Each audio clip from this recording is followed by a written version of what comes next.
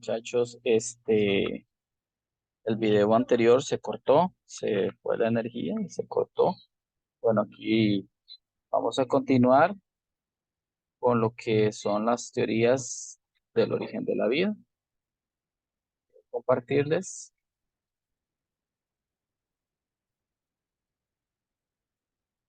Y estábamos refiriendo a que estaban bien sobre el creacionismo, ¿verdad?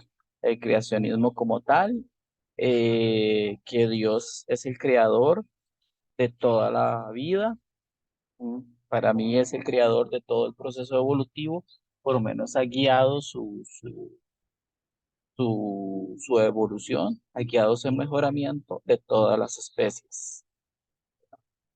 Después vamos a ver la generación espontánea, el cual dice que la vida puede aparecer por sí sola en cualquier lugar a partir de materia inerte, mm, de basura, de lodo, y estos atraerán moscas y roedores. Eso es lo que nos decía la generación espontánea. ¿Quién propuso esto? Bueno, vemos aquí a Aristóteles. Dice que la vida puede surgir del lodo y de las aguas estancadas. Ya lo vimos anteriormente en la unidad didáctica. Y dice las primeras teorías desligadas de la creencia proceden de la Grecia clásica. Para Aristóteles coexisten las ideas de la generación espontánea y la inmutabilidad de las especies. ¿A esto qué quería decir? Bueno, que la evolución de las especies eh, no eran mutables, o sea que las especies eran creadas por un dios, ¿verdad? El problema de eso es que entonces se deja de lado el término de mutación como evolución, que es importante. Una de las que contradijo todo esto fue este hombre, Francisco Redi, en 1668. Fue un italiano y ya contradijo eso con su experimento, ¿verdad? Otros fueron estos hombres eh, sobre Luis Pasteur, ¿verdad? Sobre Luis Pasteur también, quien propuso un experimento, quien propuso globos con diferentes carnes o diferentes líquidos nutritivos, como dice ahí. Uno lo dejó abierto, ahí se generaron microbios, otros los dejaron cerrados y no se generaron microbios. Más o menos lo mismo hizo Reddy, ¿verdad? Bueno, Pasteur propuso también esto. Omne vivum ex vivo, la vida solo viene de la vida. Eso fue lo que propuso Luis Pasteur, ¿verdad? Francesco Reddy también. Aquí habla de Reddy preparó tarros de cuello ancho con carne en su interior, unos destapados y otros cubiertos con pergaminos o una rejilla. Observó que entraban y salían moscas del tarro abierto. O sea, Reddy más o menos hizo algo parecido a esto. Un tarro cerrado, otro abierto, el abierto entraban moscas, dejaban sus maggots o sus huevecillos, ¿verdad? Y si no, pues ahí se tenían que ponerlos afuera y ahí empezaban, pero la carne, bueno, la carne obviamente se iba a pudrir por la entrada de diferentes hongos y bacterias, ¿verdad? Ahí se descartaba lo que era la teoría de la generación espontánea, gracias a Reddy y a Luis Pasteur. Después hablamos de la experimentación panspermica o cosmozoica. Dice que sugiere que la vida se diversificó por la llegada de una espora o bacteria proveniente del espacio exterior. En mi caso, la panspermia o hipótesis que sostiene que los primeros organismos o compuestos precursores se habrían originado fuera de la Tierra y viajarían hasta aquí en un asteroide o cometa.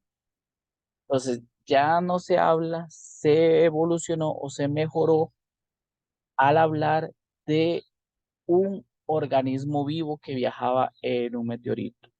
Porque sí, como dicen, la atmósfera lo hubiera destruido, pero sí sus moléculas, sus elementos que iban a originar la vida después. Y eso ahí sí puede estar uno de acuerdo en la teoría de la panspermia. Dice la teoría de la panspermia explicaría cómo empezó la vida en la Tierra, pero no el origen de la vida. Eso sí tiene mucho que ver, porque la teoría de la panspermia ha sido rechazada por mucha de la comunidad científica. Vean lo que dice aquí. La caída de un meteorito en 1969 que contiene numerosos compuestos orgánicos, entre ellos aminoácidos. Y en el 96 se hallaron trazas de microorganismos fósiles que se encontraban en bacterias terrestres en otro meteorito. Algunas trazas. Se puede ver, claro, descubiertas con la tecnología moderna. Pero en sí la teoría de la panspermia cosmozoica, recuérdense en esos dos nombres, fue rechazada, ¿verdad? Tal y como lo explicaron, que en un mismo meteorito viajaban organismos vivos. Si es cierto, se iba a calentar en su superficie, no adentro, ¿verdad? Pero bueno, fue rechazado. Y la teoría del origen quimiosintético, para mí, la teoría más aceptada y también una de las teorías referentes a un dios, ¿verdad? ¿Por qué? Bueno, fue señalada por Alexander Oparin y Haldane. Haldane. Señala que los primeros seres vivientes se originaron por medio de un proceso químico a partir de la materia no viviente. En otras palabras, y más sencillo, la atmósfera terrestre estaba compuesta no de materiales que no iban a poder ser compatibles con la vida. Pero como dijimos anteriormente sobre la teoría de la panspermia, porque en la Tierra, al no haber gases, no tener una atmósfera fuerte, se estrellaban meteoritos a cada rato. Se podía decir con mucha frecuencia, no a cada rato, pero con mucha frecuencia. Y ellos traían diferentes moléculas que iban a ser compatibles con la vida, pero en la atmósfera anterior era un caos. En la Tierra de antes era un caos. De un pronto a otro salió energía, algunos rayos, eso es lo que proponen. ¿De dónde salieron? Ahí la mano divina. Pero hubo energía que propuso o que hizo que esas moléculas compatibles con la vida se juntaran, se atrayeran entre sí y formaran lo que se conoce como los coacervados. ¿Qué son los coacervados? Pues simplemente eh, componentes biológicos. ¿Por qué? Porque esas bolsitas de agua ya contenían material biológico, ya habían compuestos nitrogenados, no amoníacos, sino ya formando diferentes aminoácidos que iban a formar la vida. Ya se estaban formando las primeras moléculas de agua y eso eran coacervados, como unas bacterias primitivas, unas bolsas de agua que estaban formados por moléculas orgánicas, que necesitaban seguir consumiendo esas moléculas orgánicas para regenerar las que no estaban. Eso eran coacervados. Y de ahí se generó la vida. Para mí, eso es una de las teorías más aceptadas por Alexander Oparin y J. Haldane. Mm. Sin embargo, yo tengo el libro de Alexander Oparin y es una de las personas más ateas que existe, uno de los científicos ateos que existe, pero él nunca se dio cuenta que su teoría revolucionó hasta la misma palabra, ¿verdad? Que la misma palabra de Dios menciona que antes era un caos, tal y como lo explica el origen quimiosintético. Entonces recordemos, la atmósfera era un caos completo y las moléculas eran incompatibles con la vida, pero una energía formaron moléculas ya compatibles con la vida y un caldo, ya se unieron todos en un caldo orgánico. Ahí fueron donde se formaron los primeros coacervados, que eran bacterias primitivas, que tenían que estar consumiendo este tipo de moléculas orgánicas para poder mantenerse.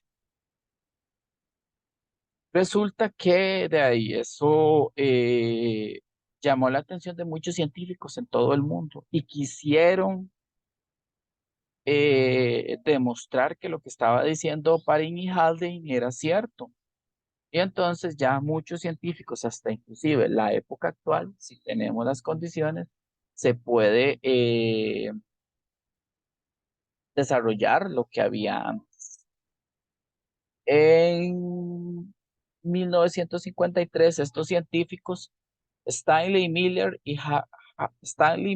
y Harold Clayton Urey, desarrollaron en un laboratorio un experimento donde intentaron ver que había una atmósfera, se podía decir que una atmósfera con moléculas no compatibles con la vida, metano, amoníaco, hidrógeno y otras que no eran compatibles con la vida, ¿verdad? Y por medio de electricidad, ellos vieron que se acumulaba un caldo que contenía moléculas orgánicas, ¿verdad? Y entonces así fue que probaron que lo que estaba diciendo eh, eh, Oparin y Haldane tenía razón. Este es el origen quimiosintético de la vida. Ahí se pueden ver diferentes moléculas y la atmósfera completamente incompatible con la vida. Ni siquiera había agua, ni siquiera había agua. Y sus volcanes estaban en constante erupción porque la Tierra se estaba formando. Era un completo caos, como lo decía la misma palabra de Dios.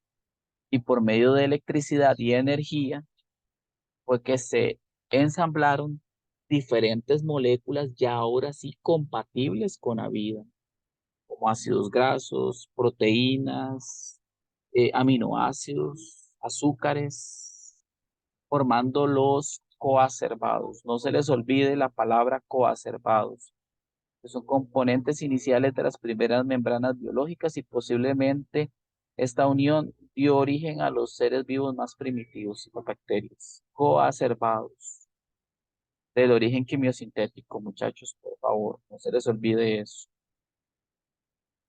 Aquí acabamos, recordamos evolución de las especies, es mejorar la población por medio de las mutaciones y la reproducción sexual, y eso no es incompatible con la palabra de Dios. Y recordemos, el ser humano, la evolución del ser humano tiene que ver en su parte biológica y social, ¿verdad? Su parte biológica y social, y vamos a irnos, permítanme irnos ante al lo primero, está la parte biológica. Aquí es donde se debe de ver la biología, pero personas especializadas en explicar cómo fue la evolución humana, ¿verdad? ¿Cuál fue su ramificación? Veamos que esta ramificación, el objetivo de este gráfico no es explicar toda la evolución humana. Esta rama de aquí es simplemente aparte para los diferentes homínidos, los diferentes monos que hay, llamémoslo así. Y es totalmente aparte. Ve aquí el Homo sapiens donde está, ¿verdad? Pero vean las diferentes ramas. Ve aquí inclusive estamos dentro de la misma rama del hombre, el Homo de Neandertalis, descubierto en Holanda, por eso se llama así, Neandertalis, en una cueva en Holanda y cerca de Alemania. Y a él lo que se le denominaba era el cavernícola de antes, ¿verdad? Ve que inclusive el Homo erectus y el Homo habilis, que muchos lo ven como si fuera lineal y no es lineal, donde realmente ya es competencia de estudios sociales es desde la prehistoria y la historia, muchachos. Entonces, eso es lo que yo quiero compartirles a ustedes sobre cómo podemos erradicar esa posverdad de la evolución humana. No es lineal, esto hay que erradicarlo, quitarlo de nuestras mentes. Esto no es lineal, ¿verdad? Es de esta forma, ramificada, completamente compleja, ¿verdad? Entonces, para que lo tengamos presente, ya esto sí es lineal desde la prehistoria hasta el presente, como época de estudios sociales, como temas de estudios sociales, el paleolítico, el neolítico, la edad de los metales, la edad antigua, la edad media, la edad moderna y la contemporánea, ya esos sí son procesos lineales y tienen sus características. Veamos que tanto la Iglesia Católica como algunos evangélicos ya se están poniendo de acuerdo en esto. Entonces veamos o aceptemos este proceso de la evolución y el Big Bang no como incompatible con Dios, sino todo lo contrario, como un proceso manejado por Él y dirigido por Él, porque sin Dios no hubiese podido eh, llevarse a cabo la evolución. Entonces, muchísimas gracias, muchachos. Dios los bendiga a todos y que tengan éxito en su futuro estudio universitario. Muchas gracias.